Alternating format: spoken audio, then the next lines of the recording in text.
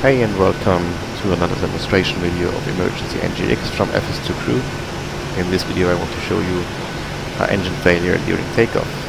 We will depart from Bergen, Flesland on runway 17, and if I'm looking here on my charts, I have a specific engine failure procedure that I have to follow in case such an engine failure occurs, and this procedure reads as follows.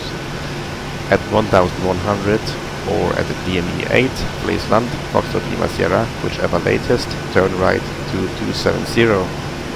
At 2500, turn right to Flesland holding point. And there we have to enter the holding with an inbound track of 353 and left turns. If I look at the FS2 crew manual,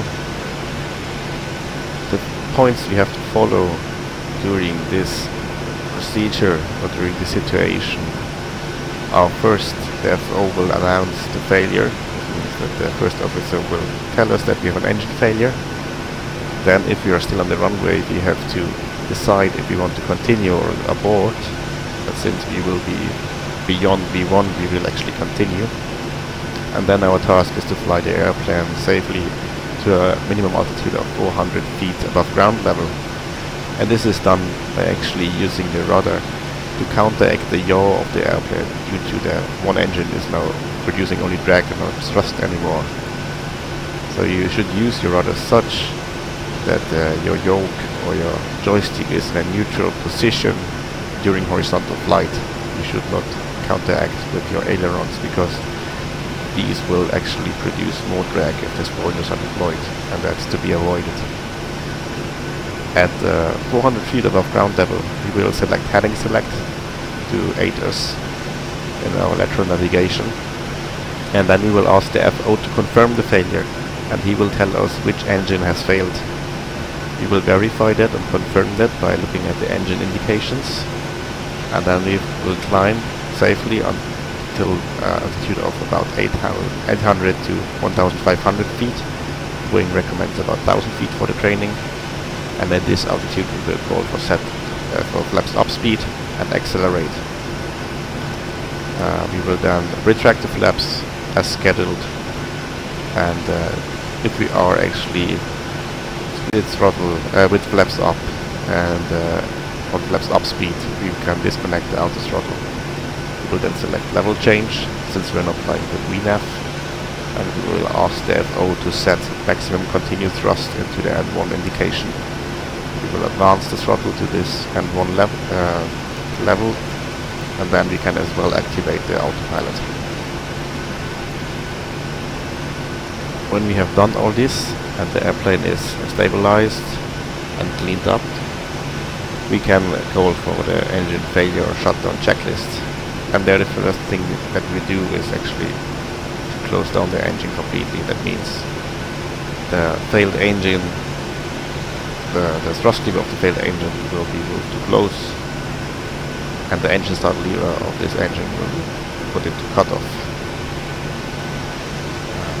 And then there's another task we have to do. Since the engine is not running anymore, we don't produce electricity and we don't produce bleed air with it. And as in the bleed trip off or in the drive situations, we have to take care of that as well.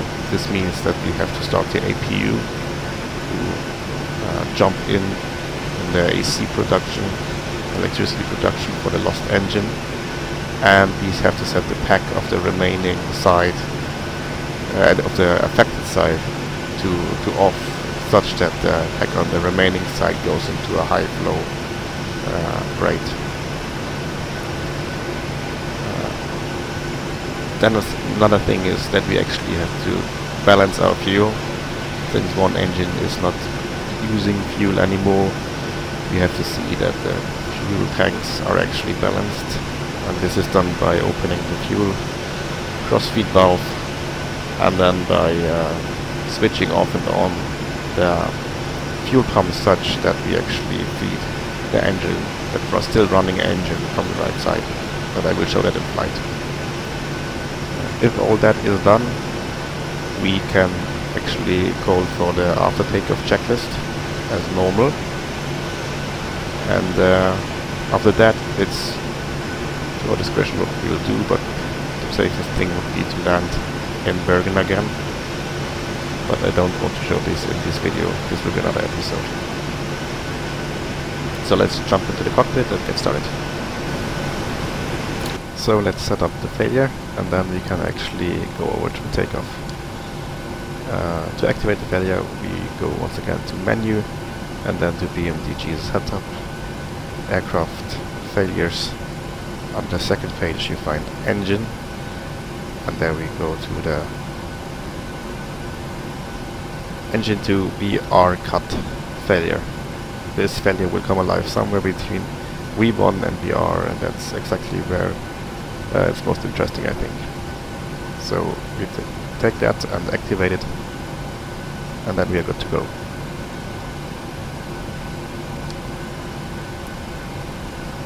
Runway entry procedures. Check. Clear on the approach.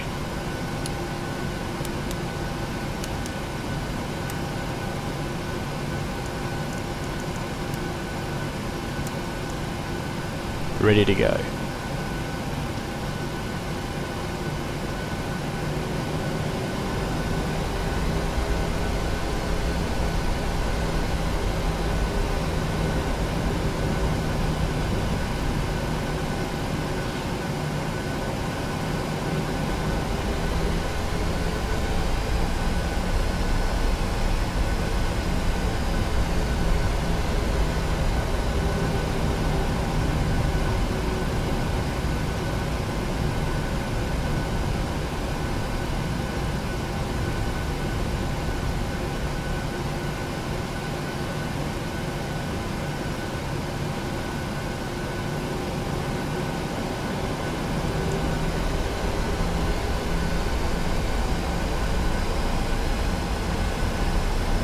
Takeoff.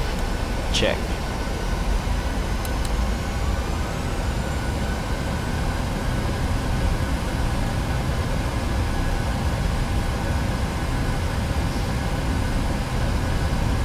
Thrust set.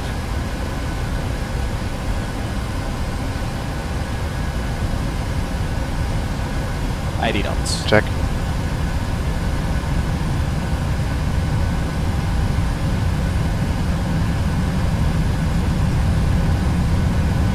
V1. Looking like an engine failure. Number 2. Rotate. Continue.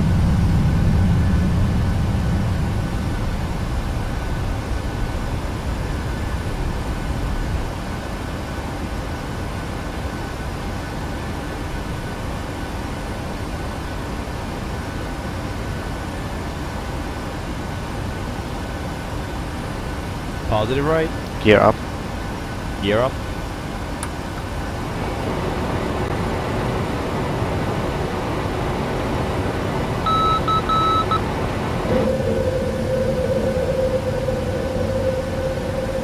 Gear up, lights out.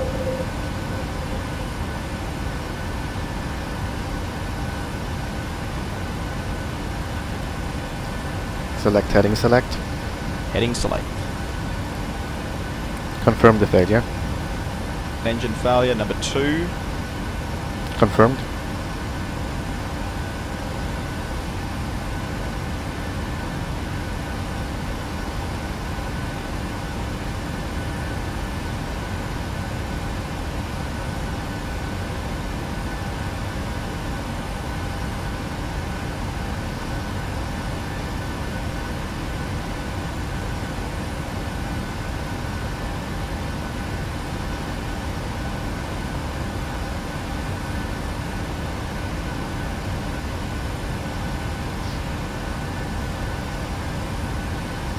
Set flaps up speed. Flaps up speed.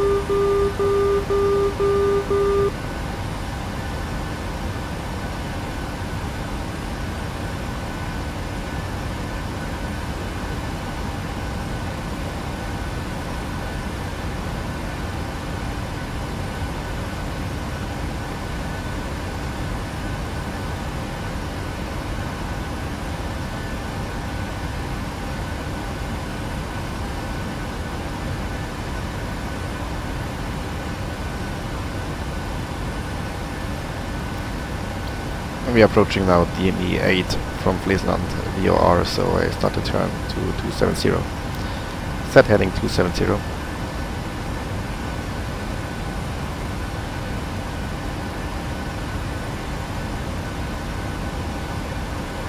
Heading 270, set.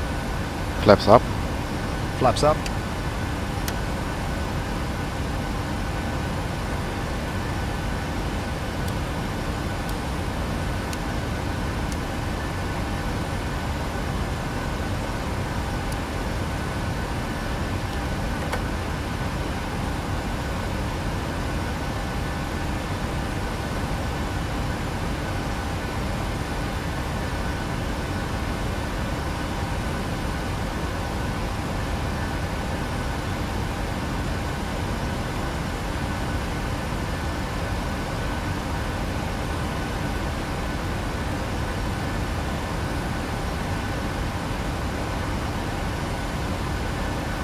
Select level change. Level change.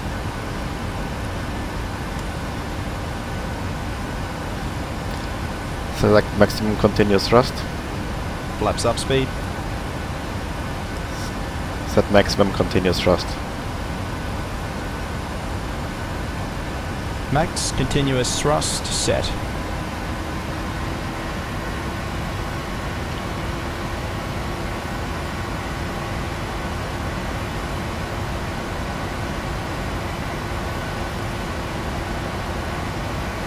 Select Command A.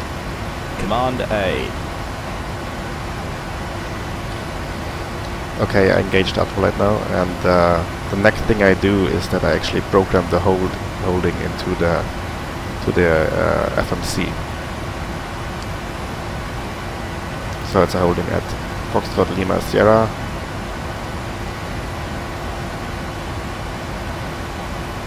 And the inbound track is 353 and we're doing left turns.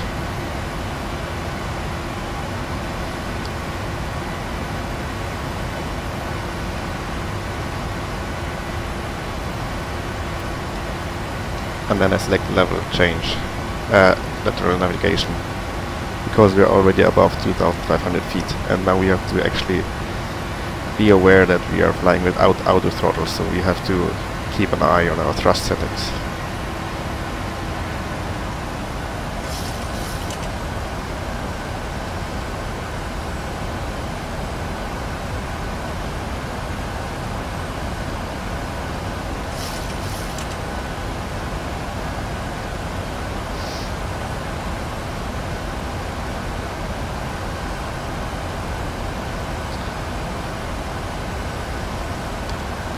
We can go now to the climb page, and there you find the engine out option, and there we select right engine out, and then you see the values for maximum continuous thrust and the target speed that we should use. This is the speed with the minimum speed with minimum drag, so with the optimal flight configuration for this situation.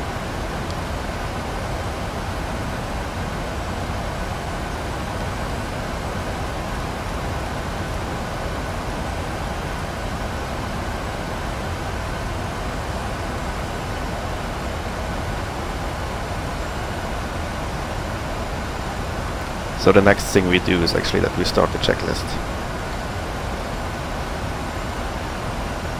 Engine failure or shutdown checklist. Engine failure or shutdown checklist. Condition: one of these occurs. An engine failure. An engine fail alert shows. An engine flame out. Another checklist directs an engine shutdown. Do an engine shutdown only when flight conditions allow. Auto throttle, if engaged, disengage. Auto throttle disengaged. Thrust lever, number 2, confirm. Close. Thrust lever number 2. Confirm number 2. Close. If conditions allow, run the engine for 3 minutes at idle thrust. Okay, the engine has failed, so we can skip that part. Engine start lever, number 2, confirm. Cut off. Confirm number 2. Cut off. pack switch, affected side, off. This causes the operating pack to regulate to high flow in flight with flaps up. Choose one. Either the APU is available for start, or the APU is not available. Okay, looks like the APU is available for start. APU, start.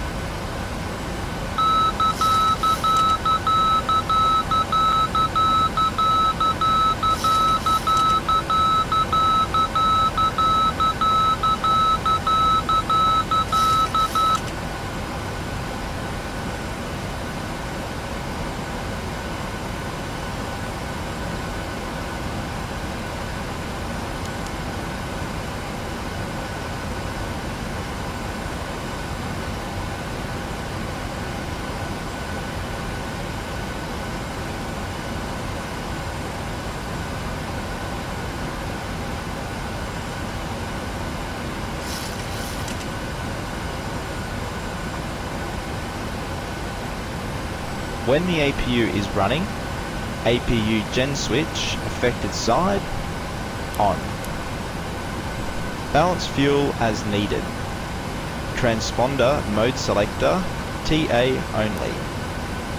This prevents climb commands which can exceed single engine performance capability. If wing anti-ice is needed, isolation valve switch, auto. Plan to land at the nearest suitable airport. Airplanes with fail operational auto-land capability go to the one engine inoperative landing checklist on page 7.29. Engine failure or shutdown checklist complete. Good thing, the last thing we have to do is now to balance the fuel. We have a little less fuel in the left tank, and we show already an imbalance notification. So to balance the fuel, actually you turn the crossfeed valve open, light extinguished or dim lit, that means the valve is open, and then you turn off the fuel pumps on the side with the fuel, the least fuel. So actually the fuel pressure in the right tanks will now be higher than in the left tanks, so that the engine is feeded from the right tanks, at least to a greater extent than from the left tanks, and so we can actually counteract this imbalance of fuel. The next thing we would have to do is now run our after takeoff checklist. After takeoff checklist. Engine bleeds, on, packs, auto, landing gear, up and off, flaps, up, no lights, after takeoff checklist, complete.